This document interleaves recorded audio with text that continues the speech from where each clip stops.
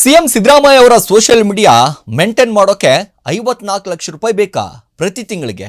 ಅರೆ ನಾವು ಹೇಳ್ತಾ ಇಲ್ಲ ರೀ.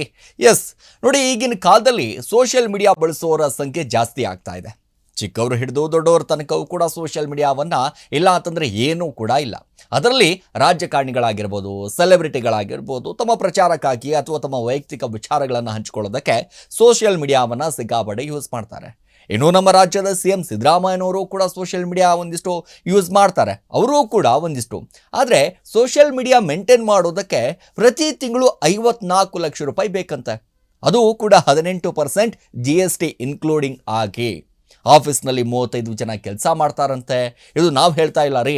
ಟೈಮ್ಸ್ ಆಫ್ ಇಂಡಿಯಾ ಸೆಪ್ಟೆಂಬರ್ 2ನೇ ತಾರೀಕು 2024 ಸುದ್ದಿಯನ್ನು ಮಾಡಿದ್ದೆ.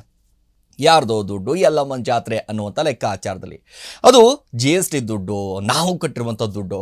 ನೋಡಿ, ನಮ್ಗೆ ಯಾವುದೂ ಕೂಡ ತಲೆ ಕೆಡಿಸ್ಕೊಳ್ಳೋಂಗಿಲ್ಲ. ಯಾಕೆ ಅಂತಂದರೆ ಬಿಗ್ ಬಾಸ್ ಮುಗೀತು, ಇನ್ನೇನು IPL ಸ್ಟಾರ್ಟ್ ಆಯಿತು, ಎಲ್ಲವೂ ಕೂಡ ಅದು ಹಂಗೆ ಹೋಗ್ತಾ ಇರುತ್ತೆ. ನಾವು ಹಿಂಗೇ ಹೋಗ್ತಾ ಇರೋದು. ನೋಡಿ, ಇದು ನಮ್ಮ ರಾಜಕಾರಣ ಎಲ್ಲಿಗೆ ಹೋಗ್ತಾ ಇದೆ, ಒಂದು ಸಾರಿ ಏನಾಗ್ತಾ ಇದೆ, ಏನು ಕತೆ ಅನ್ನೋದನ್ನು ಒಂದು ಸಾರಿ ಯೋಚನೆ ಮಾಡಬೇಕಾದಂಥದ್ದು ಪ್ರತಿಯೊಬ್ಬರು ಕೂಡ ಇಲ್ಲಿ ಯೋಚನೆ ಮಾಡಬೇಕಾಗಿದೆ.